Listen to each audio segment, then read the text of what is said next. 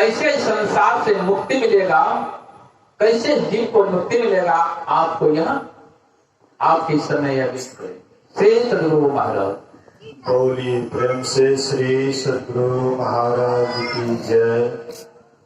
Operator है तो थोड़ा सा साउंड की आवाज को बढ़ा दे। श्री सद्गुरु महाराज की जय। बुलंद आवाज में जय जयकार करें। श्री सद्गुरु महाराज की जय। अखंड मंडलाकारं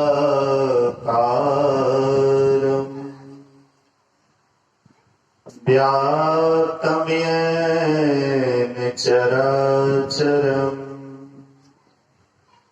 तत्पदं दर्शितं येन तस्मै श्री गुरुवे नमः।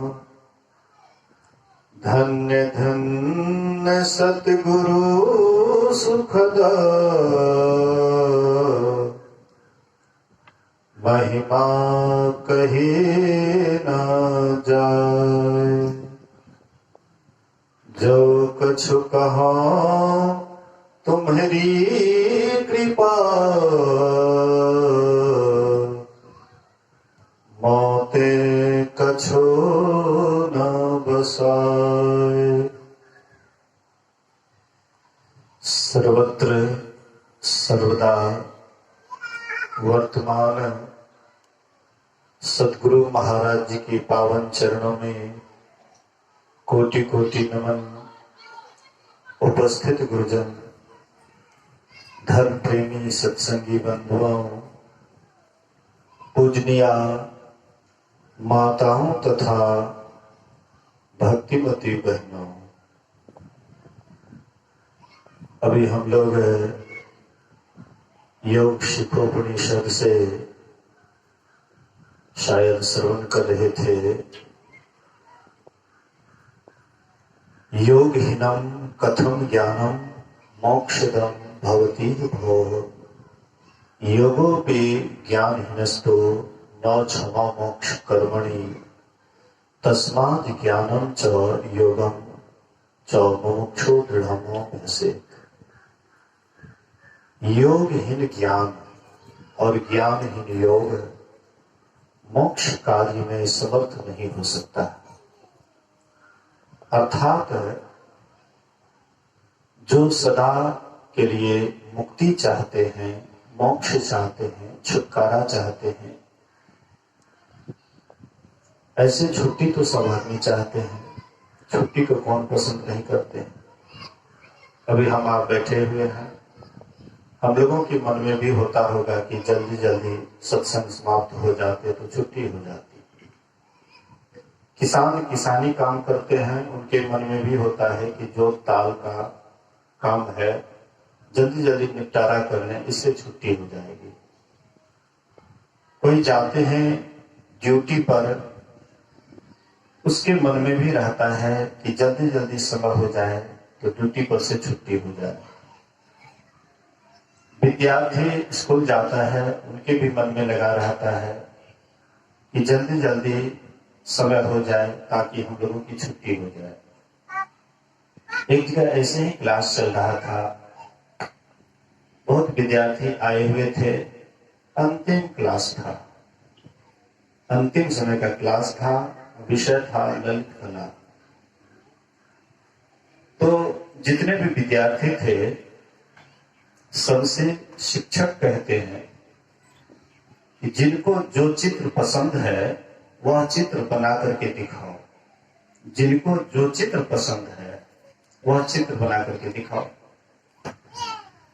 तो जिनको जो जो चित्र पसंद हुआ बना करके दिखाए।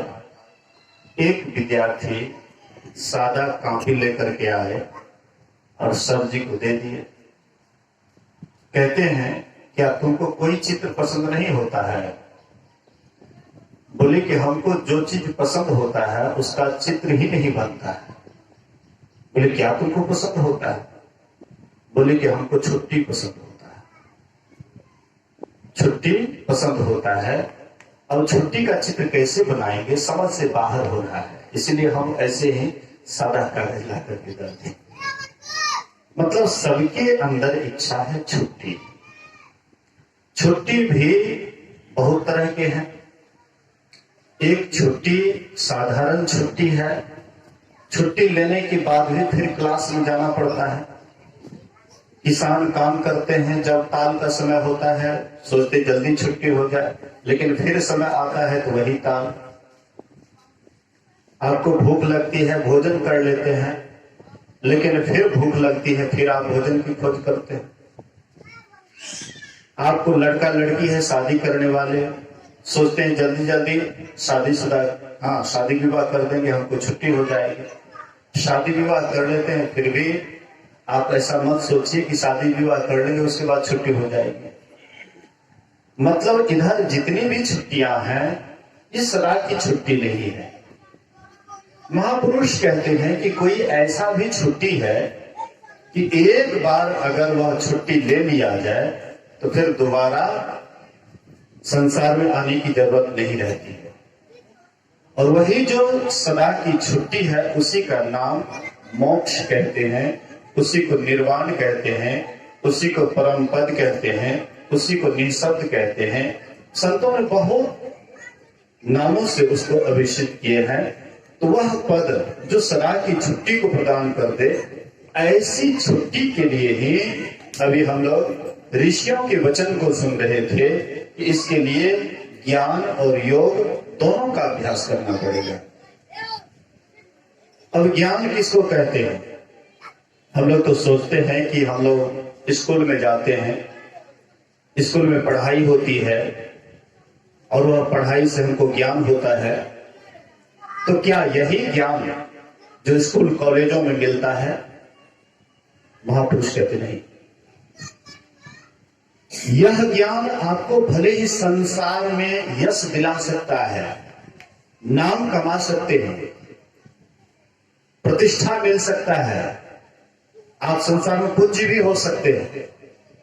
संसारिक ज्ञान से संसार में आपको हर तरह का पद मिल जाएगा, धन संपत्ति हर चीज मिल सकता है, लेकिन परमात्मा या सदा का मोक्ष ये विद्या से कभी आपको नहीं मिल सकती है। यह विद्या से आप पैसा कमा सकते हैं, आप सुविधा अर्जन कर सकते हैं। देख लीजिए अमेरिका के पास में बहुत सुविधा है, तो क्या अमेरिकन मुक्त हो गए? अमेरिकन को मुक्ति मिल गई? महर्षि शाही स्वामी जी महाराज कहते थे, एक समान एक दुख, 10 समान 10 दुख, 100 समान 100 दुख, और जिसको एक भी नहीं उसको एक भी दुख नहीं। मतलब अमेरिका वालों के पास ढेर संपत्ति है, इसलिए उसका नींद भी हराम हो गया। 50% लोग सुई लेकर के गोली खा करके बेहोश होते हैं, नींद उसका हराम हो गया, इतना संपत्ति उनके पास है। संसार की संपत्ति से सुविधा आपको हो सकता है, लेकिन चैन नहीं मिल सकता है, बेचैन रहिएगा। आप देखिएगा कोई आदमी नौकरी के लिए तरस रहा है, उसको नौकरी मिल जाती है, तब उनसे हाल पूछिए क्या हाल है। कटही में दीपनारायण मेहता है, वे जब परीक्षा दे रहे थे टीचर वाला जम्मू कश्मीर में, वे हमको फोन किए, बाबा आशीर्वाद दीजिए, कहीं नौकरी हो जाएगी तो हम आराम से जीवन जिएंगे, तनख्वाह बंधा हुआ आएगा, तब हमको पैसे कमाने की विशेष आवश्यकता नहीं रहेगी, ड्यूटी करेंगे, अध्यात्म भजन करेंगे। तो बोले मेहनत कीजिए, गुरु महाराज जी की कृपा है, हम कौन है? गुरु महाराज जी सब कुछ करने कराने वाले हैं, जब उनकी कृपा हो जाएगी तो कोई बड़ी बात नहीं है, मेहनत कीजिए, गुरु महाराज जी की जैसी मौज। संजोग से वे पास कर गए, उसको नौकरी मिल गई। अब उनसे हाल पूछता हूं कि कहिए क्या हाल है? कहते बाबा पहले ही ठीक थे। कहते हैं कोई कोई आदमी सत्य बोलेंगे, बहुत आदमी छिपा लेंगे, लेकिन जो सही हृदय के हैं वे छिपाएंगे नहीं। कहेंगे बाबा पहले ही ठीक थे, जब नौकरी नहीं थी तब इतना टेंशन नहीं था, बहुत चैन से रहते थे, हाँ ध्यान करते थे, सत्संग करते थे। अब बेचैन हो गया, बहुत सुंदर मकान बना लिया, बांसवाड़ी हाट से बगले में हाँ मकान बना लिया, सुविधा तो हो गई लेकिन शांति नहीं, चैन नहीं। महापुरुष कहते हैं कि संसार की सुविधा से कभी भी तुमको चैन नहीं मिलेगा, बेचैनी जरूर मिलेगी। जितनी सुविधा बढ़ती जाएगी उतनी बेचैनी बढ़ती जाएगी। मेरा आश्रम जब फूस का था उतना टेंशन नहीं था, किसको कहता है चंदा, किसको कहता है क्या, हाँ चिंता नहीं थी। अब हो गया, धीरे धीरे लेंटर तक चला गया, चिंता बढ़ने लगी, कैसे इसके आगे इसको क्या करना चाहिए, फिर उससे आगे क्या करना चाहिए। सुविधा से ध्यान नहीं होता है मन में, लेकिन होता है कि सुविधा हो जाएगी तो हम ध्यान करेंगे, खूब हाँ मनयोग पूर्वक सत्संग करेंगे। सबके मन में होता है, जैसे मेरे मन में होता है वैसे आप लोगों के भी अंदर में होता होगा। मेरा बेटा नौकरी नहीं करता है, पढ़ाई करेगा, नौकरी करेगा, उसके बाद सारा सुविधा हमारे पास जुटाएंगे और फिर हम एकदम मजे से ध्यान सत्संग करेंगे, बाबा आशीर्वाद दे दीजिए। लेकिन आप कभी नहीं विचार किए कि आपके बेटे को नौकरी हो जाएंगे, उसके बाद आपसे दूर चले जाएंगे और जब आप बीमार पड़ जाइएगा उनके पास फुर्सत नहीं होगा, फुर्सत नहीं होगा आपकी सेवा करने का। पैसा बहुत करेंगे, पैसा भेज देंगे, पैसा से आप नौकर ला सकते हैं, लेकिन नौकर नौकरी जैसे सेवा करेंगे, बेटा जैसे, बेटी जैसी। पैसा से सुविधा हो सकती है लेकिन अमन चैन नहीं, अमन चैन धीरे धीरे आपका खो जाएगा। इसलिए महर्षि शाही स्वामी महाराज कभी कभी कहा करते थे, मान लो तुमने अपने देश की पढ़ाई की, विदेश में जाकर के विदेश की पढ़ाई की, वहां से आते हो, बोलते हो झूठ, लेते हो घूस, क्या यही ज्ञानियों का काम है? ज्ञानी कभी झूठ, चोरी, नशा, हिंसा, व्यभिचार ज्ञानी करेंगे। जो भी गलती होती है अज्ञानता में होती है, याद रखिएगा। बोलिए श्री सद्गुरु। गलती कहां होती है? अज्ञानता में। प्रकाश में अभी क्या आप ठुकराएंगे? घर में कुर्सी है, पलंग है, सारी सुविधा है, जब प्रकाश है तो आराम से जाते हैं, बेड पर लेट जाते हैं, कुर्सी पर बैठ जाते हैं, जो भी सुख सुविधा वाला सामान है उससे आप सुख लेते हैं। लेकिन जब कमरा में अंधेरा है, अंधेरे कमरा में आप प्रवेश करते हैं तो बैठने वाला कुर्सी था उससे आपको ठोकर लग गया, चोट लग जाती है। जिस पर आप आराम कर सकते थे, जिस बेड पर, उसका आपको चोट लग जाता है, पैर टूट जाती है। क्यों? ऐसा क्यों हुआ? अंधेरा होने के कारण। अगर प्रकाश होता तो हम ठुकराते नहीं, हमें चोट नहीं आता। और जब प्रकाश हो जाता है तो उससे सुख लेते हैं। ऐसे हम आप भी जहां हैं वह स्थान है अंधकार का। जहां हम लोग हैं, जिस स्थिति में हम लोग हैं, हम लोग सोचते हैं कि संसार की विद्या को हासिल कर लिए, हम तो ज्ञानी हो गए। तो झूठ काहे बोलते हैं, चोरी काहे करते हैं, नशा क्यों खाते हैं, हिंसा क्यों करते हैं, व्यभिचार क्यों करते हैं? बड़े बड़े अफसर को जाकर के देखिए, सरकार उसको काफी तनख्वाह दे रही है, लेकिन जब तक घूस नहीं लेंगे आपका काम नहीं करेंगे। संस्कृत में घूस को उत्कोच कहते हैं, जबरदस्ती उसके जेब में पहुंच दीजिए, बस तुरंत आपको देते हैं। ऐसा क्यों है? तो महर्षि शाही स्वामी महाराज कहते थे कि जो ज्ञानी होते हुए कभी झूठ नहीं बोलते, चोरी नशा हिंसा व्यभिचार ज्ञानी नहीं करते।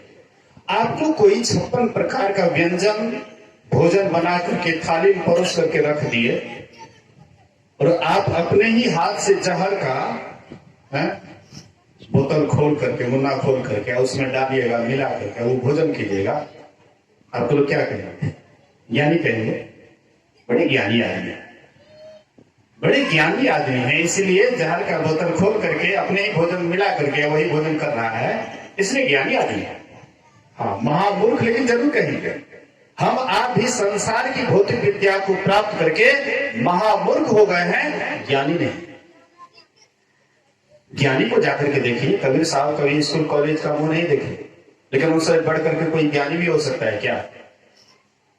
मसीह कागज छुयो नहीं, कलम गहियो नहीं हाथ, कभी भी मसीह कागज को छुए नहीं, कलम को हाथ से नहीं पकड़े, लेकिन उनके एक एक वाणी का रिसर्च करके व्याख्या करके एक एक आदमी PhD डिलीट की पदवी पाते हैं, डॉक्टर की पदवी पाते हैं। विचार कीजिए उसकी वाणी में क्या विशेषता थी, बड़े बड़े पद को प्राप्त करते हैं। इसका मतलब मैं आपको ये नहीं कहता हूं कि कबीर साहब की तरह आप भी स्कूल मत जाइए, संसारिक विद्या मत सीखिए, ऐसा मैं नहीं कहता हूं। लेकिन मैं ये कहता हूं कि केवल संसार की ही विद्या पा करके तृप्त मत हो जाइए। जो तृप्त हो जाता है उसके आगे का खोज बंद हो जाता है। जिसका आगे का खोज बंद हो गया वह गोबर गणेश जैसे जीवन बिताता है। खोज ही होना चाहिए। विज्ञान अभी खोज कर रहा है, विज्ञान अभी खोज में लगा हुआ है और नए नए चीज निकाल रहे हैं। जितना ही विज्ञान खोज कर रहे हैं उतना ही हमारे लिए सुविधा जुटा रहे हैं, लेकिन सुविधा से हमारा अमन चैन खोता जा रहा है। हम कभी भी तृप्त अपने को नहीं पाते हैं। इसीलिए जब तक संतों के शरण में जाकर के आंख से ऊपर वाला ज्ञान को जब तक हम नहीं पाएंगे तब तक हम कभी भी अमन चैन नहीं पा सकते हैं, कभी भी तृप्त नहीं हो सकते हैं। आप लोग जानते हैं स्वामी विवेकानंद को, हाँ, अपना ही देश क्या विदेश में भी लोग बहुत आदमी जानते हैं। स्वामी विवेकानंद वे उस समय में हुए थे जब अंग्रेजों का हुकूमत था, अंग्रेज भारत को गुलाम बनाए हुए थे। उस समय में स्वामी विवेकानंद हुए थे। स्वामी विवेकानंद BA ग्रेजुएशन किए हुए थे पुराने समय में। 1893 के लगभग में वे विदेश गए थे। हाँ, BA करने रहे, लेकिन विदेश गए 1893। उस समय BA ग्रेजुएशन किए हुए थे, लेकिन बड़ी गरीबी थी, अंग्रेजों का हुकूमत था, नौकरी नहीं मिल रही थी। पिताजी स्वर्गवास हो गए, सारा कार्यभार इन्हीं के माथे पर आ गया। पूरा कलकत्ता छान डाले, कहीं कोई नौकरी नहीं मिली। एक एक दाना के लिए तरस रहे थे पूरा परिवार। उसी दुखद अवस्था में लोगों ने कहा कि देखो एक संत हुए हैं रामकृष्ण परमहंस जो दक्षिणेश्वर में रहते हैं, तुम उन्हीं के पास जाओ, हो सकता है उनकी कृपा हो जाए, कुछ सुलझ सकता है, समस्या कुछ सुलझ सकता है। तो वे गए रामकृष्ण परमहंस जी महाराज के पास और सारा दुखड़ा सुनाए कि ऐसी ऐसी परेशानी है। एक दिन स्वामी विवेकानंद के घर में एक ही आलू था, एक ही आलू घर में, और कुछ खाने के लिए नहीं था, केवल एक ही आलू था। शायद ये 4-5 भाई बहन थे। तो मां क्या करती है, वही एक आलू को उसन करके उसी में नमक तेल मसाला डाल करके चारों पांचों भाई को कहते हैं कि गोल बैठ जाओ। गोल बैठ गए, कहते आज का भोजन यही है। स्वामी विवेकानंद चम्मच उठाए, एक चम्मच रस ले लिए, आगे दूसरे भाई की तरफ बढ़ा दिए, वो भी एक चम्मच ले लिए, फिर तीसरे की तरफ, पूरा चक्कर काट लिया। हाँ, वह कटोरा, लेकिन आलू, एक आलू रह ही गया, केवल कुछ उसका रस खत्म हुआ। मां का हृदय उसी समय गदगद हो जाता है, द्रवित हो जाता है, करुणा भर जाता है और आशीर्वाद निकलता है। वाह, तुम लोगों के अंदर इतना संतोष, मैं आशीर्वाद देता हूं, तुम लोग आगे चल करके जरूर महानता को प्राप्त करोगे, महान बनोगे। मां का आशीर्वाद मिला। नौकरी की तलाश में तब अंत में गए रामकृष्ण परमहंस जी महाराज के पास। कहते हैं ऐसी ऐसी बात है। कहते हैं देखो, काली मां मेरी भी मां है, काली मां तेरी भी मां है, और काली मां संसार की मां है। इसलिए जा, मां के पास जा और हृदय से जो तुम मांगेगा मां तुमको जरूर देगी। गए, जैसे आंख बंद करके मांगना प्रारंभ करते हैं तो भूल गए अपने गरीबी को, अपने परिवार के सभी दुख को भूल गए। मांगते क्या है? मां मुझे ज्ञान दो, मां मुझे वैराग्य दो, मां मुझे भक्ति दो। आंख बंद होने के बाद हम लोग अभी तो जग करके, मतलब भगवान या देवी देवता से जो भी मांगते हैं, आंख खोल करके जो मांगते हैं, आंख बंद करके भी वही मांगते हैं और बढ़िया से मांगते हैं। जो भी भूले हुए रहते हैं, आंख बंद करने के बाद वो भी याद आ जाता है और बहुत कुछ मांगते हैं। लेकिन स्वामी विवेकानंद आंख बंद किए तो सब कुछ भूल गए। मां मुझे ज्ञान दो, वैराग्य दो, भक्ति दो। एक बार फिर गए रामकृष्ण परमहंस जी महाराज के पास। कहते ऐसी ऐसी बात। कहते बेटा तुमसे भूल हो गया, अभी बढ़िया से याद करके मांगना, खूब बढ़िया से ख्याल करके मांगना। दूसरे बार गए, वही बात मांगे। तीसरे बार गए, फिर वही। रामकृष्ण परमहंस कहते हैं कि तुम्हारे भाग्य में धन संपत्ति नहीं लिखा हुआ है, लेकिन फिर भी तुम मेरे पास आए हो तो मैं तुम्हें आशीर्वाद करता हूं कि मोटा कपड़ा, मोटा घर, मोटा अन्न तुमको मिलते रहेगा। मतलब स्टैंडर्ड कपड़ा नहीं मिलेगा, लेकिन तन ढकने के लिए कपड़ा मिलेगा। खूब सुंदर मकान नहीं मिलेगा, लेकिन रहने के लिए घर मिलेगा। स्टैंडर्ड भोजन नहीं मिलेगा, लेकिन भूख मिटाने के लिए भोजन मिलेगा। वही स्वामी विवेकानंद गए शिकागो शहर 1893 में। जून का महीना था, शायद मई जून का। उस समय में गए थे और वहां पर